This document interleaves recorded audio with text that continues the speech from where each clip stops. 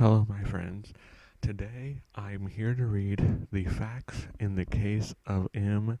Valdemar by Edgar Allan Poe. Of course, I shall not pretend to consider it any matter for wonder that the extraordinary case of M. Valdemar has excited discussion.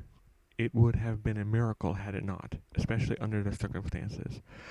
Through the desire of all parties concerned to keep the affair from the public, at least for the present, or until we had further opportunities for investigation, through our endeavors to effect this, a garbled or exaggerated account made its way into society, and became the source of many unpleasant representations and, very naturally, a great deal of disbelief. It is now rendered necessary that I give the facts, as far as I comprehend them myself. They are, succinctly, these. My attention for the last 3 years had been repeatedly drawn to the subject of mesmerism, and about 9 months ago it occurred to me, quite suddenly, that in the series of experiments made hitherto, there had been a very remarkable and most unaccountable omission. No person had as yet been mesmerized in articulo mortis. It remains to be seen, first, whether in such condition there existed in the patient any susceptibility to the magnetic influence. Secondly, whether, if any existed, it had impaired or increased by the condition. Thirdly, to what extent, or for how long a period, the encroachments of death might be arrested by the process. There were other points to be ascertained, but these most excited my curiosity. The last, in especial, from the immensely important character of its consequences. In looking around me for some subject by whose means I might test these particulars, I was brought to think of my friend M. Ernest Valdemar, a well-known compiler of the Bibliotheca Forensica, an author of the Polish version of Wallenstein and Gargantua. M. Valdemar, who has resided principally in Harlem, New York, since I guess it'd be Harlem, New York, since the year 1839, and is particularly noticeable for the extreme spareness of his person.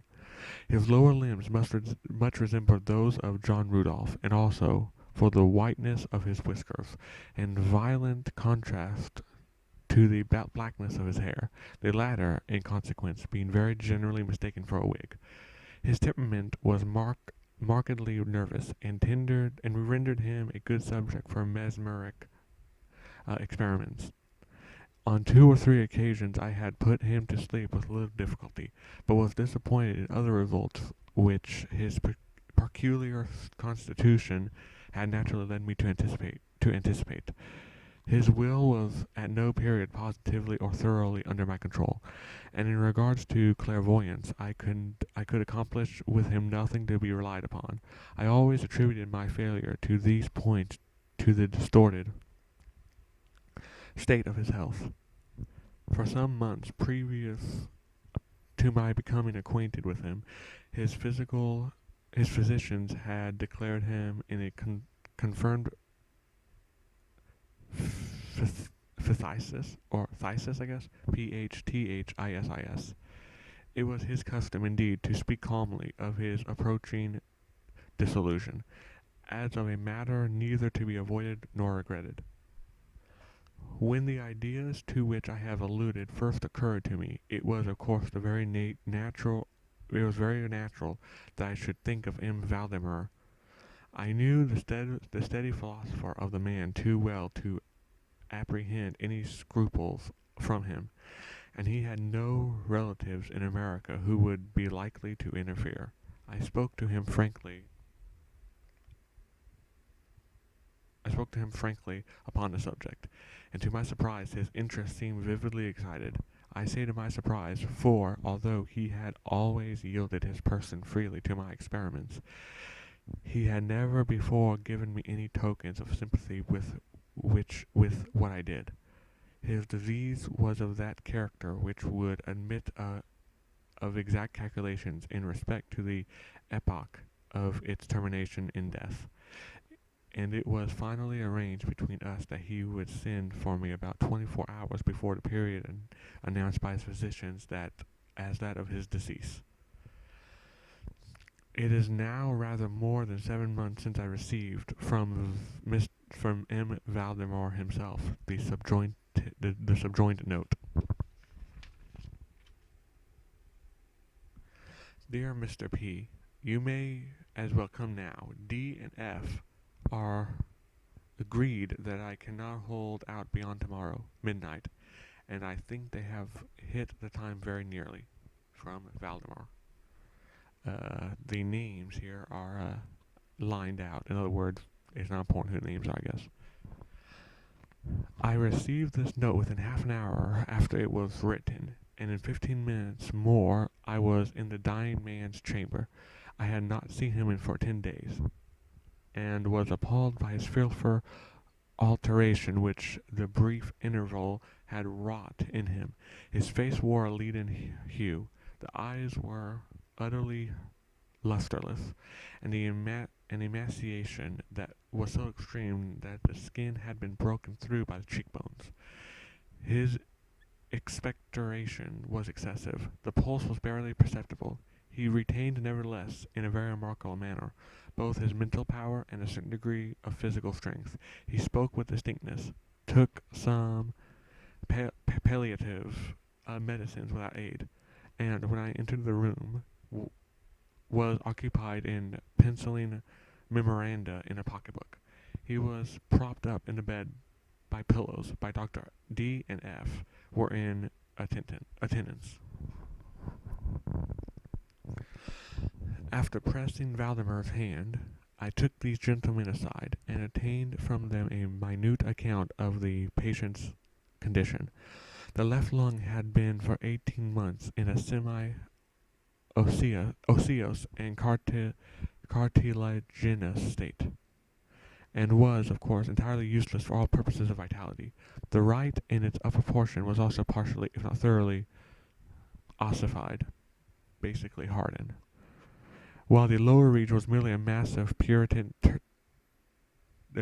tubercles, running one into another. Several extensive perforations existed, and at one point permanent adhesion to ribs had taken place. Yikes. These appearances in the right lobe were of comparatively recent date. The ossification had proceeded with very unusual rapidity. No signs of it had been discovered for months before there was an adhesion. Before the adhesion had only been observed during the 3 previous days. Independently of the phthisis, the patient was suspected of aneurysm of the aorta, but on this point the osseous symptoms rendered an exact diagnosis impossible. It was the opinion of both physicians that Dr. M. Valdemar would die about midnight on the morrow, Sunday, and it was then at 7 o'clock on Saturday evening. So he basically had a little more than a day left. On quitting the invalid's bedside to hold conversation with myself, Dr. D and F had bidden him a final farewell. It had not been their intention to return, but at my request they agreed to look in upon the patient about 10 the next day. When they had gone, I spoke freely to M. Valdemar on the subject of his approaching dissolution, as well as, more particularly, of the experiment proposed. He still professed himself quite willing and even anxious to have it made, and urged me to commence it at once. A male and a female nurse were in attendance, but I did not feel myself altogether at liberty to engage in a task of this character with no more dent reliable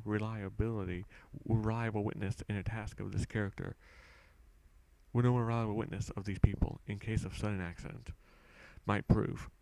I therefore postponed operations until about 8 the next night, when the arrival of the medical student with whom I had some acquaintance relieved me from further embarrassment.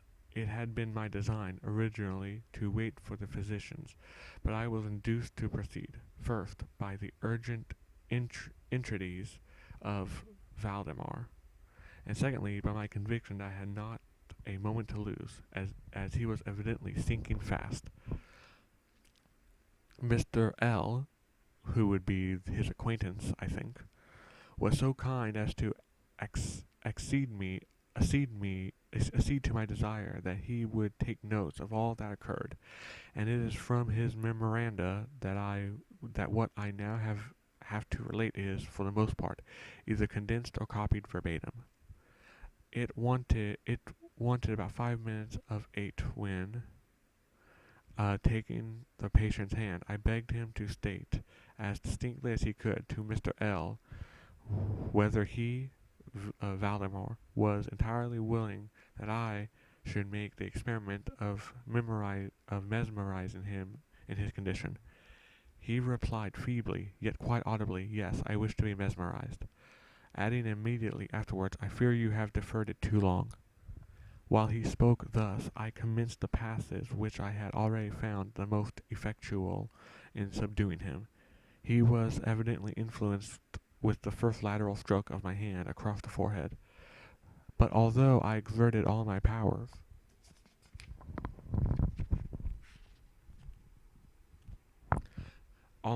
no further perceptible effects was induced until some minutes after 10 o'clock, when Dr. D and Dr. F called according to appointment. I explained to them in a few words that I designed, and as they opposed no objection, saying that the patient was already in the death agony, I proceeded without hesitation, exchanging, however, the lateral passes from downward ones, and directing my gaze entirely into the right eye of the sufferer. By this time his pulse was imperceptible, and his breathing as strenuous, and his intervals of a half a minute. This condition was nearly unaltered for a quarter of an hour, 15 minutes. And the expiration of this period, however, a natural, although a very deep sigh escaped the bosom of the dying man, and the strenuous breathing ceased. That is to say, its strenuousness was no longer apparent. The intervals were undiminished. The patient's extremities were of an icy coldness. At 5 minutes before 11, I perceived unequivocal signs of the mesmeric influence. The grassy roll of an eye was changed to an expression of an uneasy inward examination, which is never seen except in cases of sleepwalking, in which it is quite impossible to mistake. With a few rapid lateral passes, I made the lids quiver, as in incipient sleep, and with a few more I closed them altogether. I was not satisfied, however, with this, but conditioned the manipulations vigorously, and with the fullest exertion of my will, until I had completely stiffened the limbs of the slumberer. After placing them in a seemingly easy position, the legs were at full length, the arms were nearly so, and reposed on the bed at a moderate distance from the loins. The head was very slightly elevated. When I had accomplished this, it was fully midnight, and I requested the gentlemen present to examine Valdemar's condition. After a few experiments, they admitted him to be at an unusually perfect state of mesmeric trance. The curiosity of both the physicians was greatly excited. Dr. D resolved at once to remain with the patient all night, while Dr. F took leave with a promise to return at daybreak. Mr. L and the nurses remained. We left Valdemar entirely undisturbed until about 3 o'clock in the morning, when I approached him and found him in precisely the same condition as when Dr. F went away. That is to say, he laid in the same position. The pulse was imperceptible. The breathing was gentle, scarcely noticeable unless through the application of a mirror to the lips. The eyes were closed naturally, and the limbs were as rigid and cold as marble. Still, the general appearance was certainly not that of death. As I approached Valdemar, I made a kind of half effort to influence his right arm into pursuit of my own. As I passed the latter gently to and fro above his person, in such experiments with this patient I had never perfectly succeeded before, and assertedly I had thought of succeeding now. But to my astonishment, his arm his arm very readily, although feebly, allowed every direction I assigned with mine. I determined to hazard a few words of conversation. Valdemar, I said, are you asleep? He made no answer, but I perceived a tremor about the lips, and was thus induced to repeat the question again and again. At its third repetition, his whole frame was agitated by a very slight shivering. The eyelids opened themselves so far as to display a white line of the eyeball. The lips moved sluggishly, and from between them, in a barely audible whisper, issued the words, "Yes, asleep now. Do not wake me. Let me die so." I here felt the limbs and found them as rigid as ever. The right arm, as before, obeyed the direction of the hand. I questioned the sleepwalker again.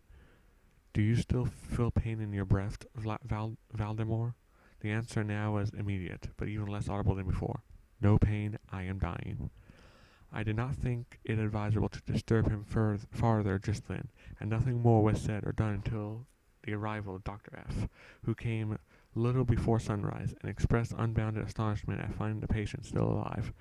After feeling the pulse and applying a mirror to the lips, he requested me to speak to the sleepwalker again. I did so. Valdemar, are you still asleep?"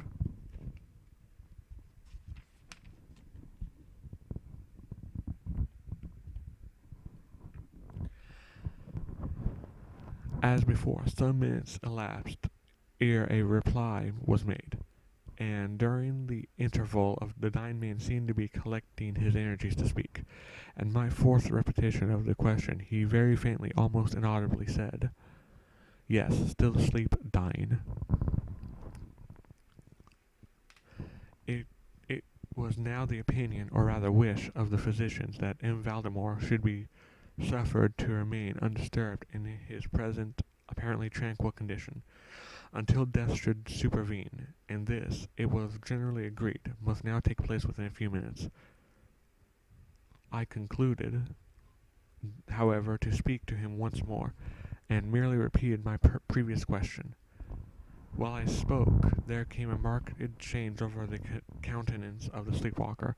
His eyes rolled themselves slowly open, the pupils disappeared upwards, the skin generally assumed a cadaverous hue, resembling not of much parchment as white paper, and the circular hectic spots which hitherto had been strongly defined in the center of each cheek, went out at once. I use this expression because of the suddenness of their departure, put me in mind of nothing so much as the extinguishment of a candle by a puff of the breath. The upper lip at the same time writhed itself away from the teeth. It had been previously covered completely, while the lower jaw fell with an audible jerk, leaving the mouth widely extended, and disclosing the full view of the swollen and blackened tongue. I presumed that no member of the party then present had been unaccustomed to deathbed horrors, but so hideous beyond conception was the appearance of Valdemar at this moment, that there was a general shrinking back from the region of the bed. I now feel that I have reached a point of this narrative at which every reader will be startled into positive disbelief. It is my business, however, simply to proceed.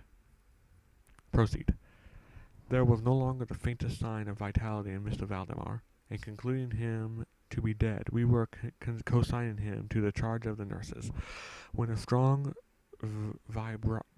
vibratory motion was observable in the tongue. This continued for perhaps a minute. At the expiration of this period, there ensued from the detested and motionless jaw a voice, such as it would be madness to me to attempt describing. There are indeed two or three epithets which might be considered as applicable to it in part. I might say, for example, that the sound was harsh and broken and hollow, but the hideous whole is indescribable, for the simple reason that no similar sounds have ever jarred upon the ear of humanity.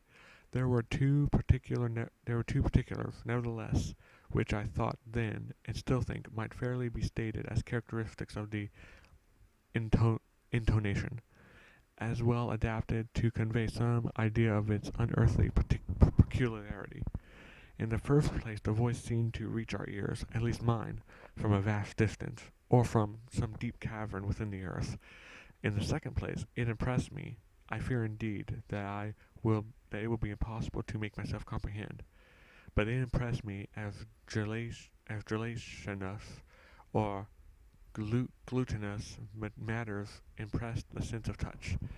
I have spoken of both sound and of voice. I mean to say that the sound was one of distinct, or even wonderfully thrilling distinct, syllabification.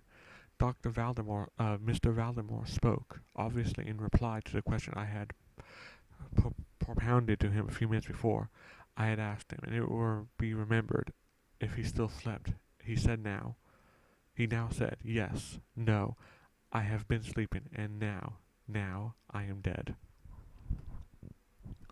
No person present even affected to deny or attempt to repress the unutterable, shuddering horror which these few words, thus uttered, were so well calculated to convey. Mr. L., my student, swooned. The nurse immediately left the chambers and could not be induced to return. My own impressions I would not pretend to render intelligible to the reader. For nearly an hour we busied ourselves silently, without the utterance of a word, in endeavors to revive Mr. L. When he came to himself, we addressed ourselves again to an investigation of M. Valdemar's condition. It remained in all respects that I have last described, with the exception of the mirror no longer afforded evidence of respiration.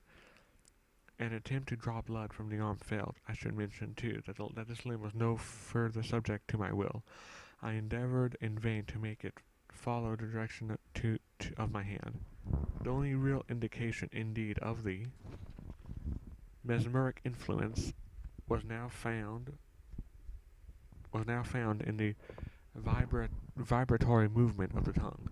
Whenever I addressed M. Valdemar a question, he seemed to be making an effort to reply, but had no longer sufficient volition. To queries put to him by any other person than myself, he seemed utterly insensible. Although I endeavored to place each member of the company in mesmeric rapport with him, I believe that I have now related all that is necessary to an understanding of the sleepwalker's state at this epoch. Other nurses were procured, and at 10 o'clock I left the house in company with the two physicians and Mr. L. In the afternoon we all called again to see the patient. His condition remained precisely the same. We had now some discussion as to the propriety and feasibility of awakening him, but we had little difficulty in agreeing that no good purpose would be served by doing so. It was evident that, so far, death, or what is usually termed death, had been arrested by the mesmeric process. It seemed clear to us that to awaken Mr. Valdemar would be merely to ensure his instant, or at least his speedy dissolution. From this period until close of last week, an interval of nearly 7 months, we continued to make daily calls at Valdemar's house, accompanied now and then by medical and other friends. All this time the sleepwalker remained exactly as I have last described him. The nurses' attentions were continual. It was on Friday last that we finally resolved to make the experiment of awakening, or attempting to wake him, and it is the unfortunate result of this latter experiment which was given rise to so much discussion in private circles, as so much of what I cannot help thinking unwarranted popular feelings. For the purpose of relieving M. Valdemar from this mesmeric trance, I made use of the customary passes. These, for a time, were unsuccessful.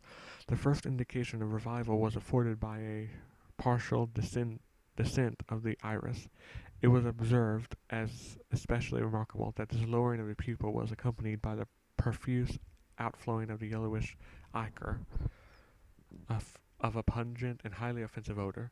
It was now suggested that I should attempt to influence the patient's arm, and here thereafter I made the attempt and failed, and Dr. F. then immediated a desire to have me put a question, and I did so as follows. M. Valdemar, can you explain to us what you are feeling or wishes now? There was an instant return of the hectic circles on the cheeks. His tongue quivered, and rather rolled violently in the mouth, although the jaws and lips remained rigid as before, and the same hideous voice, which I have already described, broke forth. For God's sake, quick, put me to sleep, or quick, waken me, quick, I say to you that I am dead. I was thoroughly unnerved, and for an instant remained undecided what to do. At first I made an endeavor to recompose the patient, but failing in this through total abeyance of the will, I retraced my steps and as earnestly struggled to awaken him. In this attempt I soon saw that I would be successful, or at least I soon fancied that my success would be complete, and I am sure that all in this room were prepared to see the patient awaken. For what really occurred, however, it is quite impossible that any human being could have been prepared. As I rapidly made the mesmeric passes, amid ejaculations of dead, dead, absolutely bursting from the tongue and not from the lips of the sufferer, his whole frame at once, within the space of a single minute, or even less, shrunk, crumbled, absolutely rotted away beneath my hands. Upon the bed, before the whole company, there lay a nearly liquid mass of loathsome and detestable putridity. And that's the end. If you like these videos, please subscribe down below. And if you want updates to my future videos, please follow me on Twitter. Link will be in the description. I know it's a little dark, but in the middle of filming this, the cloud rolled in, so what can you do? So thank you for watching, goodbye, and God bless.